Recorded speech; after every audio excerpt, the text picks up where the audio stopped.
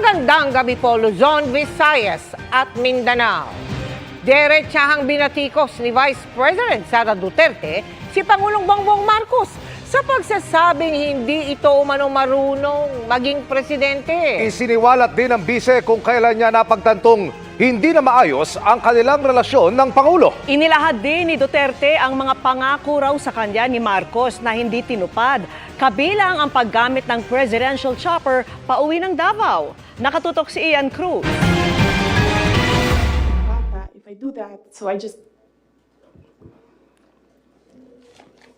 imagined myself cutting his head. I cut his head.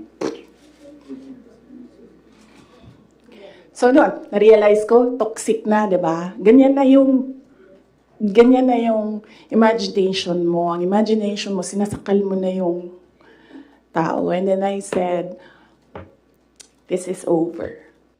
Sa ganyan daw napagtanto ni VP Sara Duterte na hindi na maganda ang relasyon nila ni Pangulong Bongbong Marcos. Nangyari raw yan nang dumalo siya sa isang graduation ceremony kasama ng Pangulo. Ayon sa bise, masama ang pakiramdam niya noong araw na iyon at na-trigger siya sa naging interaksyon ng Pangulo at ng isang graduating student. Sabi nung graduate, Mr. President, can I have your watch as a graduation gift? Nasagot niya, why? Why will I give you my watch? At that point, may sakit na ako. Gusto ko tanggalin yung ulo niya ba? And it did not help na itong dalawang katabi ko, tumawa pa. Pinagtawanan pa nila yung bata. Sa panayam ng media kanina kay VP Sara, diretsahan na ang pagbatikos niya sa Pangulo. Hindi marunong maging presidente ang nakaupo. Ilan po ang rate nyo sa performance po ni PBBM? 10 is the highest, 1 lang ang rating niya. I don't ever remember may platform siya na sinabi kung anong gagawin niya para sa bansang ito. Kaya nga umalis ako, di ba, sa administration. Hindi ko na gusto yung mga naririnig ko doon. Hindi ko na gusto yung mga nakikita ko.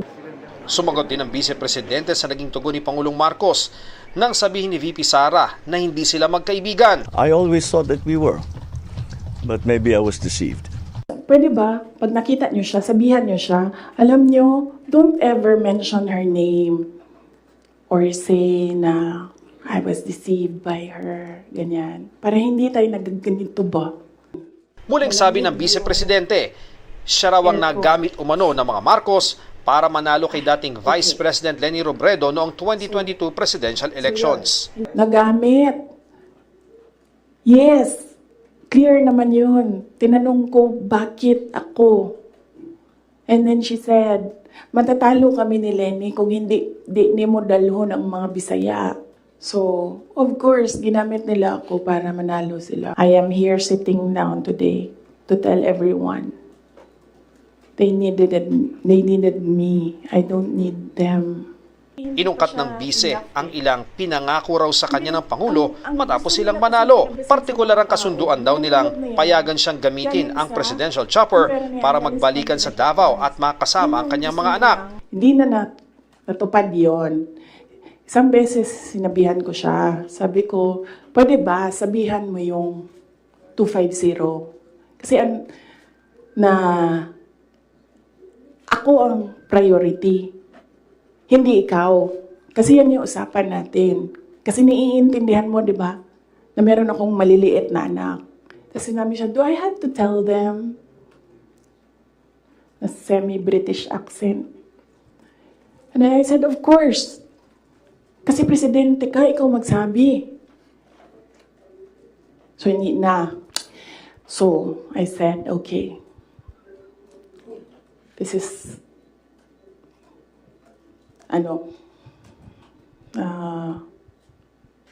some form of insincerity. Ngayon, siya raw ang target ng mga pag-atake, bagamat wala siyang sinabing pangalan kung sino ang nasa likod nito. Ako, ginatira ko nila kada adlaw. I am a subject of a Mega Millions PR attack. I am a subject of a House committee hearing. Sa dami raw ng mga pag-atake sa kanya, may nasabi raw siya minsan sa kapatid ng Pangulo na si Senadora Amy Marcos sa isang group chat. Tungkol ito sa mga labi ni dating Pangulong Ferdinand Marcos na sa pamagitan ni dating Pangulong Duterte ay naihimlay sa libingan ng mga bayani. Isang beses sinabihan ko talaga si Senator Amy. Sabi ko sa kanya, kung hindi kayo tumigil, huhukayin ko yung tatay ninyo, itatapon ko siya sa West Philippine Sea. Sinabihan ko si Senator Amy. One of these days, pupunta ako dun, kukunin ko yung katawan ng tatay nyo, tapon ko yan dun sa West Philippine Sea. I don't think sumagot siya. Hindi ko maalala. Nandun pa yun sa group chat. Merong mga nakakita. May ibang tao. May binitiwan din siyang alegasyon kay House Speaker Martin Romualdez. Si Martin talaga is an embarrassment for the Philippines in the global stage. Imagine niyo, meron tayong speaker na on record, on paper, in another country, na tumanggap ng suhol. Kaya, Sinusubukan namin kunin ang panig ni Romualdez. Sinikap din naming makuha ang panig ng Malacanang sa mga sinabi ni VP Sara ukol sa Pangulo, pero hindi raw sila maglalabas ng pahayag ayon kay Acting PCO Secretary Cesar Chavez. Kahapon, inusisa ng House Committee on Good Government ang ukol sa 16 million pesos na ginastos sa mga safe house ng OVP noong 2022 sa loob ng 11 araw gamit ang confidential funds. Ang sabi ni VP Sara, ibinigay naman nila sa COA ang kailangan dokumento. hindi naman yan tinanong ng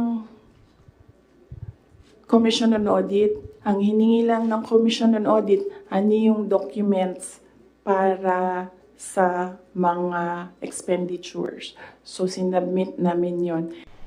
Ang hirap daw sa komite, wala namang tinatanggap na paliwanag mula sa COA. Ginagamit lang daw ang pagdinig para hanapan siya ng kasong pang-impeachment. Para sa GMA Integrated News, Ian Cruz, nakatutok 24 oras.